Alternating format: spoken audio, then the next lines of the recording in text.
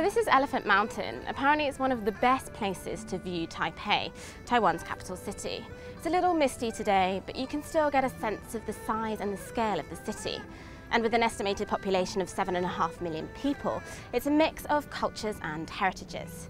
This is like any major city, I suppose, but Taiwan's cultural mix is more unique than most. It's a nation that's grown up under the shadows of not one, but two major powers, Japan and China. And I've come to Taiwan to find out how the place is exploring its identity and forging its own culture through cinema.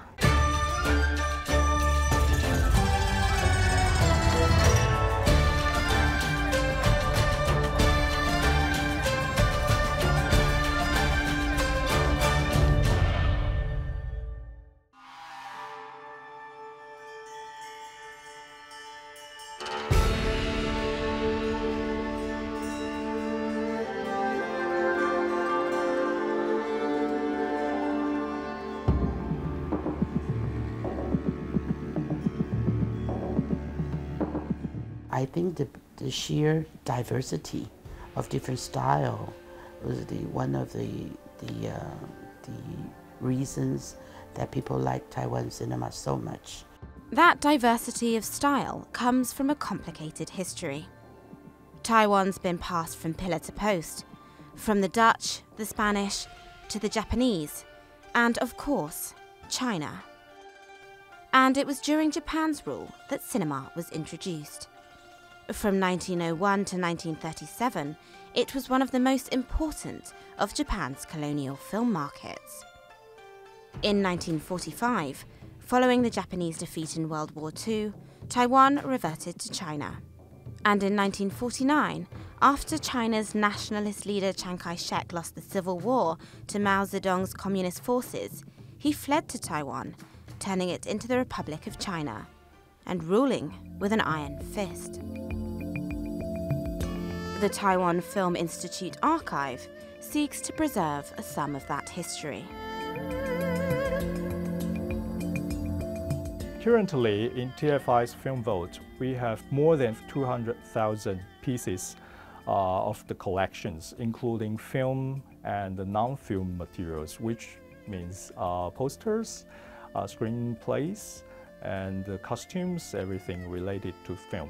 And for film itself, in general, we have more than 20,000 pieces, collections, including some Japanese period film, which means it's earlier than 1930s.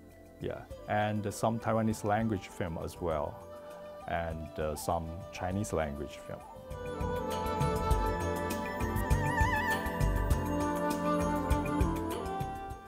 The Taiwan Film Institute also focuses on restoring old movies, especially Taiwanese language cinema.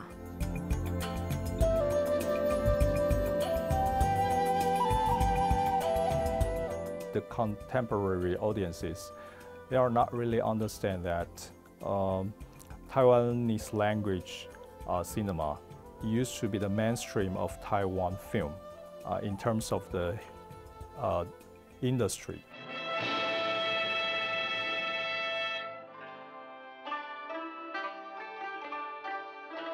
For 38 years, from 1948 to 1987, Taiwan operated under martial law. This gave Chiang Kai-shek's government the ability to curb free speech, the right to assembly, and publication in the local language, Taiwanese Hokkien. The style of the films from this era was often propaganda-led, and censorship was an issue. Movies were predominantly romantic melodramas or kung fu action. And gradually, films stopped being made in the local language. Mandarin Chinese was the official language taught in schools. Chinese history was the official history.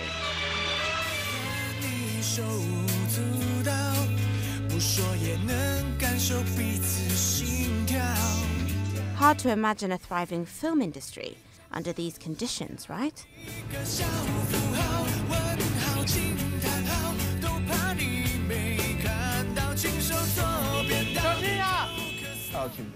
But Taiwan's film innovation in the 1980s was actually born out of a reaction to martial law, to the kind of stilted, heavily edited works that were so prevalent.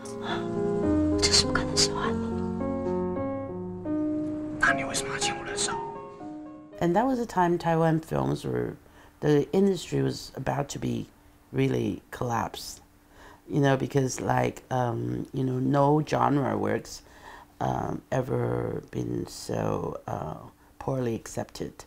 Because before it worked, those genre films like romance and kung fu films and exploitation films about violence and gangsters, and those genre didn't work anymore then. 姐，1公斤的棉花和1公斤的铁，哪一样重啊？我爱上了埃及王曼菲士。就在同时，地面上24机的人们，赖安哥哥及情人吉米等。A successful producer, Peggy was heavily involved in the new wave style of cinema, which was totally different from anything Taiwan had produced before. She worked with the most famous directors of that movement, including Hou Xiaoxian.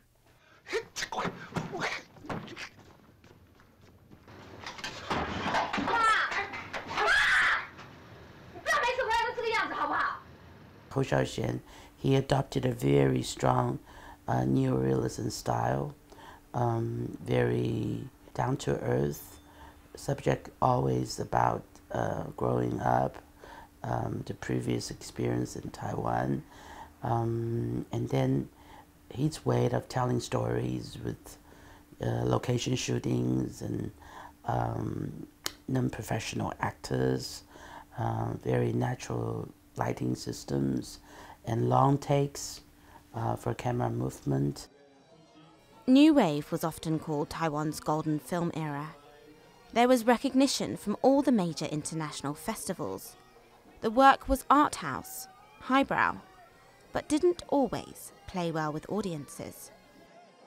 Not until the 21st century, like 2008 and 2009, some young directors started to make films that really broke all the box office records, and people say, "Oh, we finally like our movies again. We don't want to see any art films or And people beg us to say, if films win international prizes, please don't say that.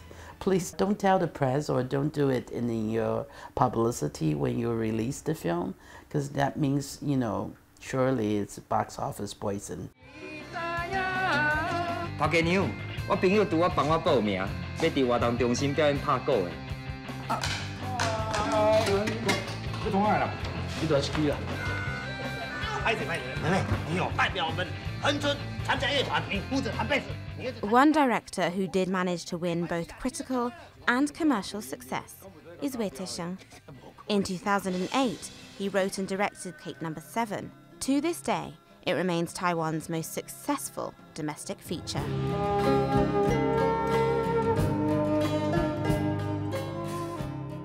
Te-sheng, it's a great honour for us to be able to talk to you about some of your experiences.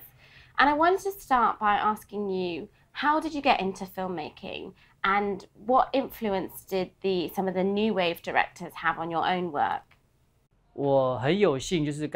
I was very lucky that when I first started in the industry, I got a job working for director Edward Yang. In the company, I was an assistant, doing things like driving or helping others. From start to finish, from the very beginning of the film's creation to filming to the end of post-production, I went through the whole process with him. I really admire Edward Yang and his great generation of creators. They found a balancing point between new and old. They rejected the old system, but used the traditional thinking to produce new works. Where do you see Taiwan cinema heading? Do you think we're going to see a new wave? And what do you hope to see for the next generation of filmmakers? Every generation re-establishes its own identity. Taiwan's new wave generation and my generation and the next generation. Every 10 years there's a new generation who will have a new audience and a different way of interpreting and understanding society. The next generation of creators will better understand the people's emotional condition. But getting them into the movie theater is another business question. How do you get a lot of people to come to the theaters, watch the films and keep them absorbed so that there will be high ticket sales? 创造高票房、创造高品质的电影。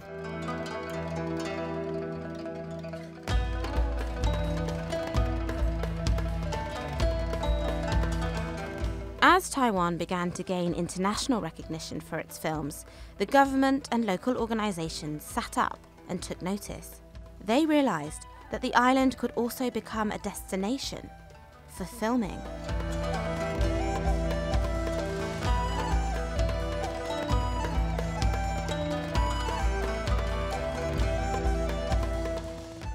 This is the Grand Hotel in Taipei. It's hard not to be impressed by the sheer size and scale of it, and director Luc Besson certainly was. This was a key filming location for his action thriller Lucy, which of course stars Scarlett Johansson. Taiwan is increasingly being recognised for landmarks like this, and Besson's not the only international director to have filmed in these parts. I know you love the Taiwan people, the Taiwan food, except The Taipei Film Commission, headed by Jennifer Zhao, deals with any filming requests. It's convenient to find good locations in Taipei. We have the multiple different, like you can go to the seaside in 20 minutes. And you can go to the mountain, you know, in the suburb there is mountain, within the 30 minutes. You know, the Martin Scorsese make his silence in Taipei suburb. There is a Yangmen Mountain, that's a national park in there. So just within 30 minutes you can go to there. I was born and raised in one of the most beautiful places on earth. It was a time filled with wonder that I'll always remember. And it was Ang Lee, the multi-Oscar-winning director and Taiwan's most famous export, who turned the tide for the island. In 2008, he chose to film much of Life of Pi in Taiwan.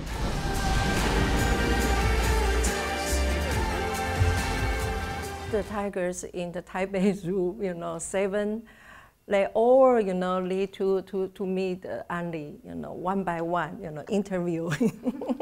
Yes. And finally, he chose the small one, the youngest one, and plus the other one from America. So anyway, we conquered all the difficulties. I think that's the first time I faced international production, and that gave me the map, you know, and that gave me the very deep feeling that we have much to do. You know, there is a far way that we need to catch up with others. The Film Commission works closely with crews filming in and around Taipei. The goal is to ensure the process is as smooth as possible, that nothing gets damaged, and that film crews leave happy. They've agreed to give us access to one late-night shoot. It's just after 11 o'clock at night and we've come to the western side of Taipei. We're actually under one of the city's busiest highways, which you can probably hear, but I'm still really excited because we've been given access to a crew while they're filming. Now, it's quite a typical love triangle, but the scene that they're filming today is one of the key moments between two of the male leads. This is a small-scale production, but the location they've chosen is very interesting. It's not just Taiwan's picturesque mountains or tea fields attracting film crews. The city can do gritty too.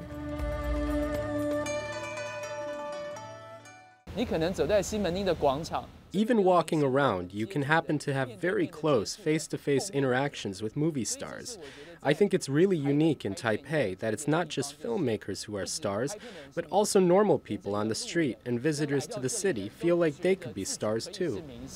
而且对这些事情习以为常。 Taiwan may have a more inclusive vibe to it, but there needs to be more than that if it wants to compete with China, Japan or South Korea, industries that are all much, much larger in size. Taiwan needs to cultivate its image as a filming destination, yes, but it also needs to cultivate local talent.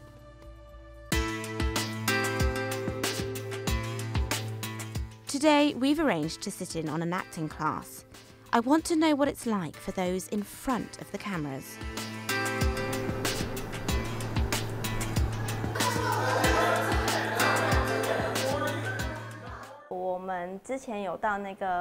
We went to the Beijing School of Performing Arts and discovered that Beijing is more professional than Taiwan. There are areas where actors here are lacking. So we're really happy that our company was willing to organize a lot of acting classes for us to attend.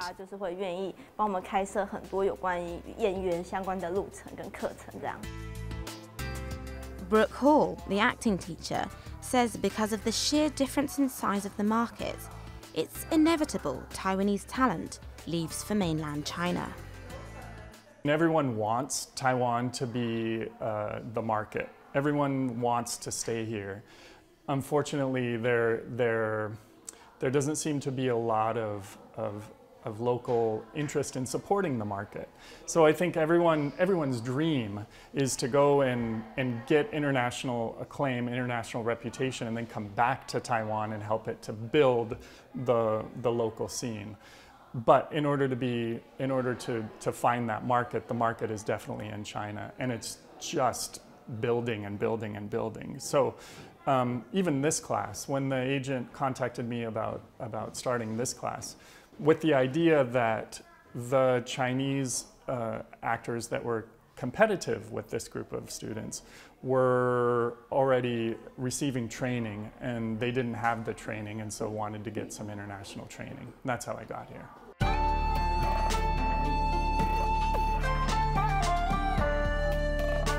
To dig deeper into the relationship with China, I've arranged to meet with Arvin Chen.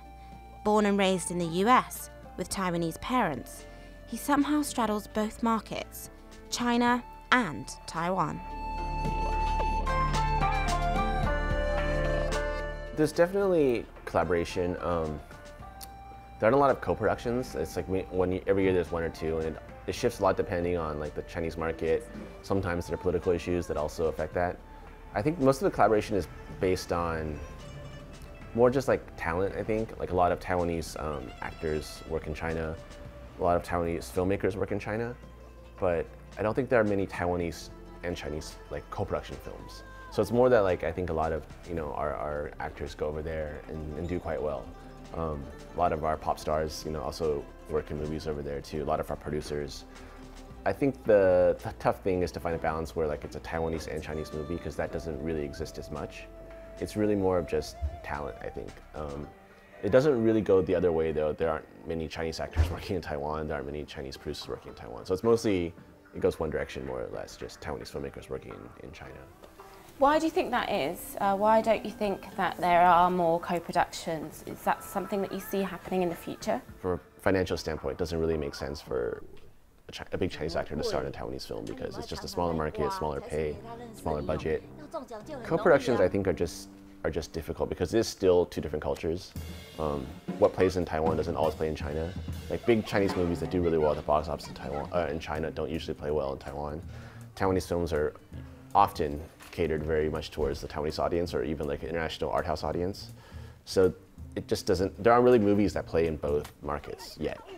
The ones that do are usually like genre movies, like high school movies, stuff like that.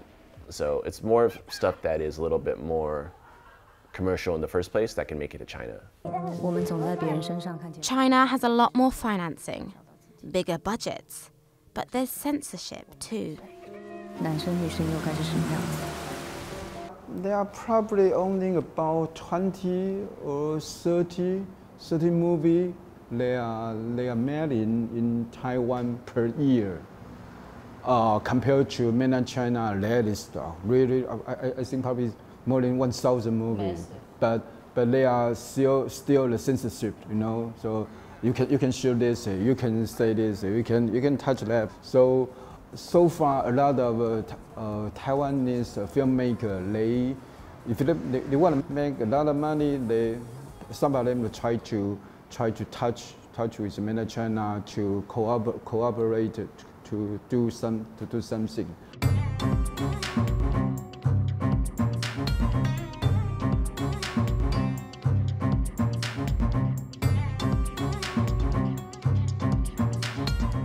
I'm here on the red carpet of the Golden Horse Film Festival in Taiwan.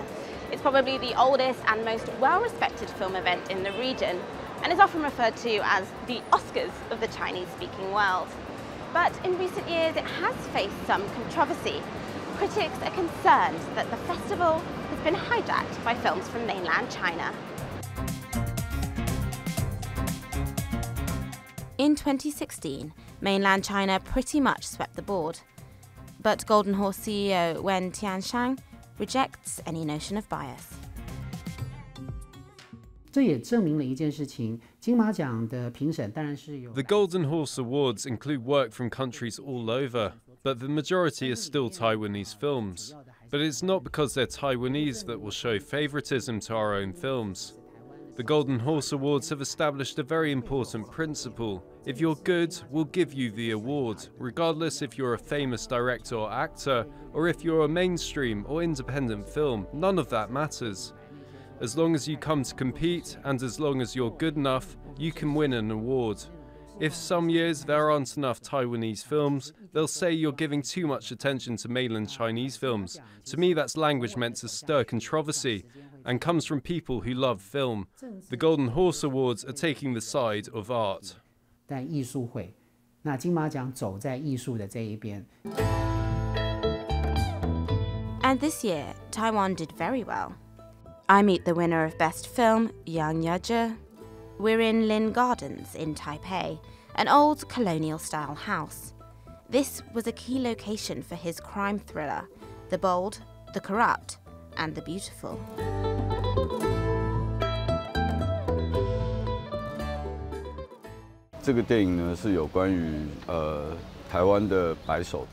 This film is about Taiwan's white gloves. That's what we call the middlemen in corrupt dealings.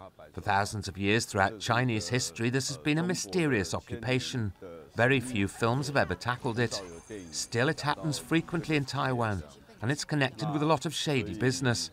There's a major murder, and it reveals dark secrets within this white glove family.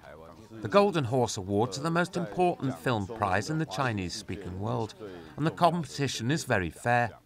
Almost every Chinese-language film will come to Taiwan to compete in it. So if I can win a major award at the Golden Horse, then almost everyone in the Chinese-speaking world will take notice of my film. Once again, the conversation inevitably turns to China. The next generation of young Taiwanese filmmakers, people who are about 10 years younger than me, have already begun to enter the scene. If we look at this year's films, there's a lot of variety and high quality. But the future will be difficult because of China's influence. A lot of filmmakers will go to China to work. This is of course going to happen, like it did in Hong Kong, which is very similar to us. My generation has to avoid everyone going to China to follow the industry boom there.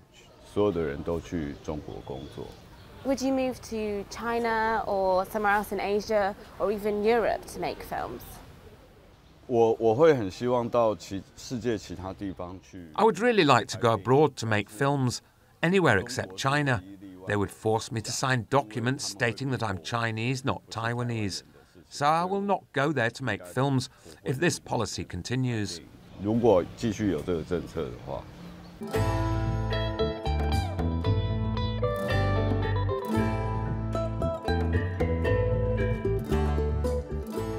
It feels quite appropriate to end my journey here in a square dedicated to Chiang Kai-shek, the man who founded the Republic of China, Taiwan, in its current form. While many seek independence when it comes to film, many others seek closer ties with mainland China. It seems to me that Taiwan is at a crossroads. The nation is still deciding what role, if any, China will play when it comes to the movies that are made, the actors that find success, and the stories that are told. What happens next? Well, that's definitely worth watching.